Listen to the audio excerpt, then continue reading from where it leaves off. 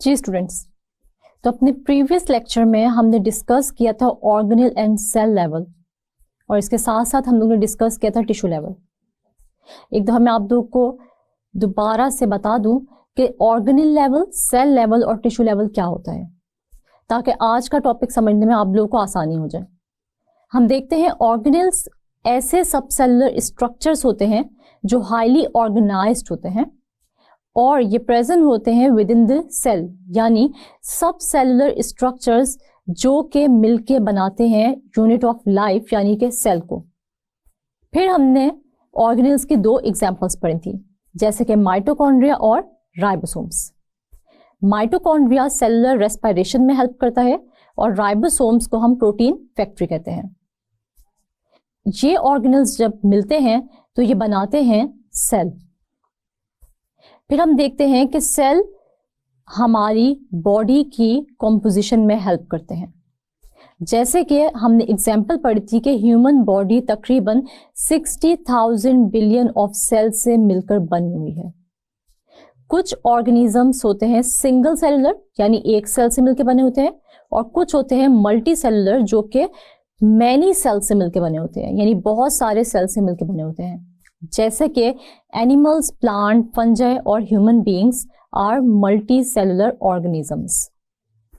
इसके बाद हमने ये देखा था कि सिमिलर सेल्स ग्रुप के फॉर्म में जब इकट्ठे होते हैं तो वो बनाते हैं टिश्यू और इन सेल्स का स्पेसिफिक फंक्शन होता है जो कि फंक्शन कहलाता है उस टिश्यू का। जैसे हमने इसका एग्जांपल देखी थी मसल टिश्यू की।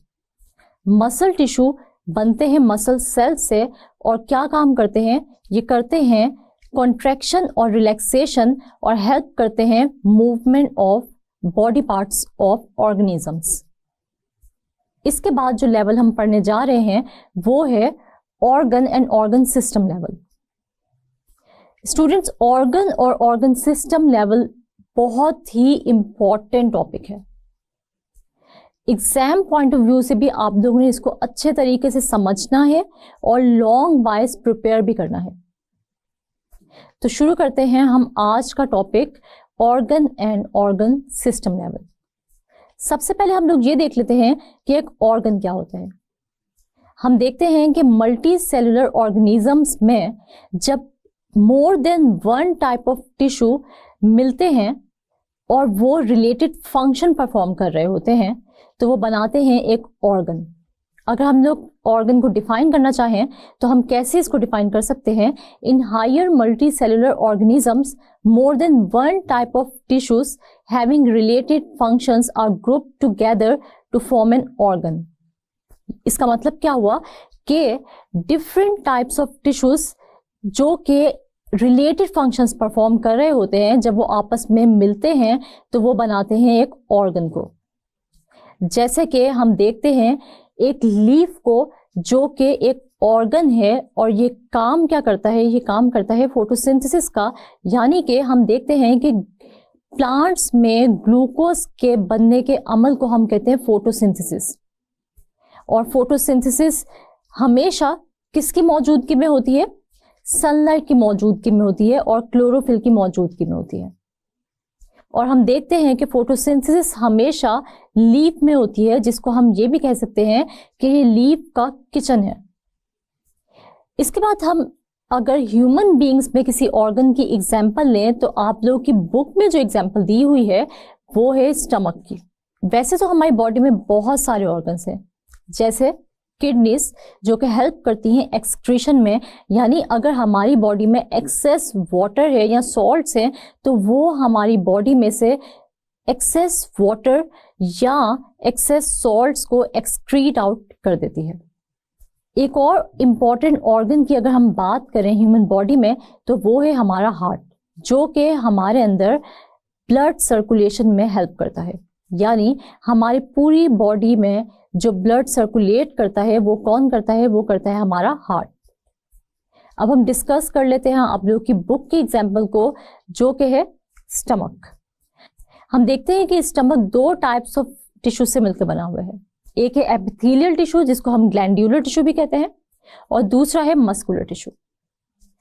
अब इन दोनों टिश्यूज के अपने अपने स्पेसिफिक फंक्शंस हैं जो कि कलेक्टिवली बन जाते हैं फंक्शन ऑफ स्टमक। अगर हम लोग सिंपल वर्ड्स में बात करें तो एक स्टमक का क्या रोल होता है या स्टमक हमारी बॉडी में क्या काम करता है, तो वो काम करता है डाइजेशन का, यानी हमारे फूड को हजम कराने का जो काम होता है वो किसका होता है, हमारे स्टमक का या हमारे मैदे का।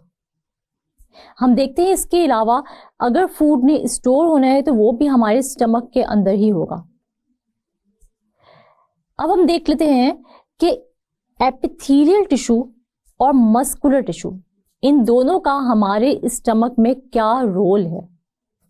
सबसे पहले अगर हम लोग एपिथेलियल टिश्यू या ग्लैंड्यूलर टिश्यू की बात करें तो ये सेक्रीट करता है गैस्ट्रिक जूस। हम देखते हैं गैस्ट्रिक जूस किस किस चीज से मिलकर बना हुआ है। गैस्ट्रिक जूस की अगर हम लोग कॉम्पोजिशन देखें तो वो मिलकर बना हुआ है म्यूकस से, HCl से और प्रोटीन डाइजेस्टिंग एंजाइम से जो कि है पेप्सिनोजन। हम देखते हैं कि ये प्रोटीन डाइजेस्टिंग एंजाइम यानी कि पेप्सिनोजन कन्वर्ट होते हैं अपनी एक्टिव फॉर्म पेप्सिन में और फिर ये कराता है हमारे स्टमक में प्रोटीन की डाइजेशन। अगर हम लोग मस्कुलर टिश्यू का रोल देखें तो ये हेल्प करता है कॉन्ट्रैक्शन ऑफ स्टमक वॉल्स में, जो कि हमारे फूड को मिक्सअप करता है विद द एंजाइम्स और हेल्प करता है डाइजेशन में।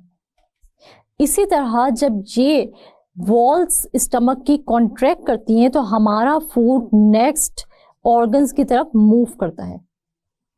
तो इसका मतलब ये हुआ कि स्टमक के दोनों टाइप्स ऑफ टिश्यूज किस चीज में हेल्प कर रहे हैं, कहीं ना कहीं ये दोनों के दोनों टिश्यूज हेल्प कर रहे हैं डाइजेशन ऑफ फूड में। यानी जैसे epithelial tissue gastric juice secrete कर रहा है और वो हेल्प कर रहा है डाइजेशन में, इसी तरह मस्कुलर टिश्यू कॉन्ट्रैक्शन कर रहा है स्टमक वॉल्स की और फूड को मिक्सअप कर रहा है विद द एंजाइम्स और इसके साथ साथ वो मूव कर रहा है किसको, फूड को towards the next organs for digestion. इसके बाद हम लोग ये देख लेते हैं कि जब डिफरेंट ऑर्गन्स आपस में मिलते हैं तो वो एक सिस्टम बनाते हैं और उसको हम कहते हैं ऑर्गन सिस्टम। जैसे कि हमारी बॉडी में डिफरेंट सिस्टम्स मौजूद हैं, for example nervous system, digestive system, excretory system and reproductive system. इसमें से हम आज जो स्टडी करने जा रहे हैं वो है डाइजेस्टिव सिस्टम। हम देखते हैं कि कोई भी ऑर्गन सिस्टम डिफरेंट ऑर्गन से मिलकर बना होता है और उन सब के सब ऑर्गन्स का फंक्शन आपस में रिलेट करता है, यानी तकरीबन एक जैसा होता है। जैसे कि अगर हम लोग एग्जाम्पल लें एक्सक्रीटरी सिस्टम की, तो एक्सक्रीटरी सिस्टम डिफरेंट ऑर्गन से मिलकर बना हुआ है, जैसे कि किडनीज, यूरेटर्स, यूरिनरी ब्लैडर और यूरिथ्रा। लेकिन इन सब ऑर्गन्स का फंक्शन आपस में रिलेट कर रहा है, जो कि कहीं ना कहीं किस में हेल्प करेगा, एक्सक्रीशन में हेल्प करेगा। हम एग्जाम्पल ले लेते हैं अपनी बुक से, जो कि है डाइजेस्टिव सिस्टम। हम देखते हैं कि हमारा डाइजेस्टिव सिस्टम डिफरेंट ऑर्गन्स पर मुश्तमिल होता है। जैसे कि अगर हम लोग स्टार्ट करें तो ओरल कैविटी से हमारा डाइजेस्टिव सिस्टम या डाइजेस्टिव ट्रैक्ट स्टार्ट होता है और इसके अंदर डिफरेंट ऑर्गन्स आते हैं जो कि हेल्प करते हैं डाइजेशन ऑफ फूड में, यानी हमारे फूड को हजम कराने में।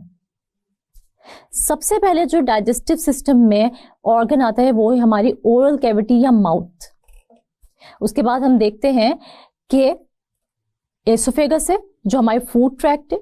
उसके बाद हम देखते हैं स्टमक है, स्टमक के बाद स्मॉल इंटेस्टाइन है, स्मॉल इंटेस्टाइन के बाद लार्ज इंटेस्टाइन है और लार्ज इंटेस्टाइन के अलावा हम देखते हैं डाइजेस्टिव सिस्टम में कौन कौन से और ऑर्गन्स प्रेजेंट हैं। तो हम देखते हैं कि लीवर है, पैनक्रियास है, ये सब के सब मिलके हमारा डाइजेस्टिव सिस्टम बना रहे हैं जो कि हेल्प कर रहा है डाइजेशन ऑफ फूड में।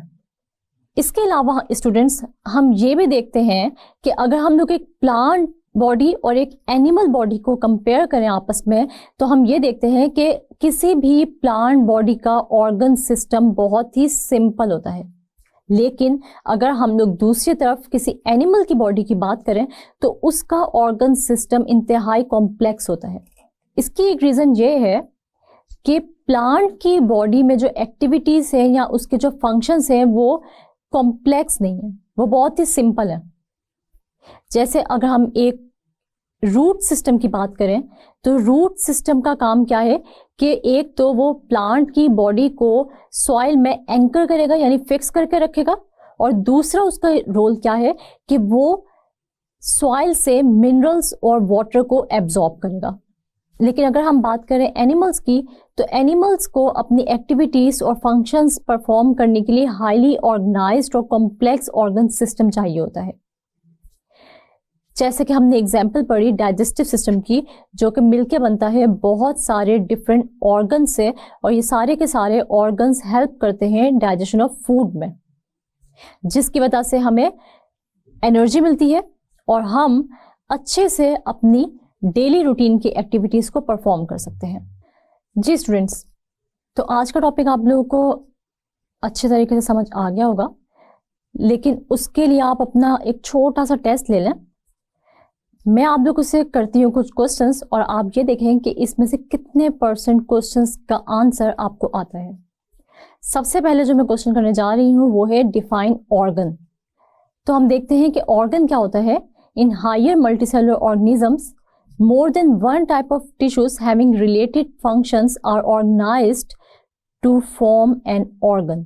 यानी हम देखते हैं कि डिफरेंट टाइप्स ऑफ टिश्यूज जिनका रिलेटेड फंक्शन होता है, जब वो एक ग्रुप के फॉर्म में एक जगह पे इकट्ठे होते हैं तो वो बनाते हैं एक ऑर्गन।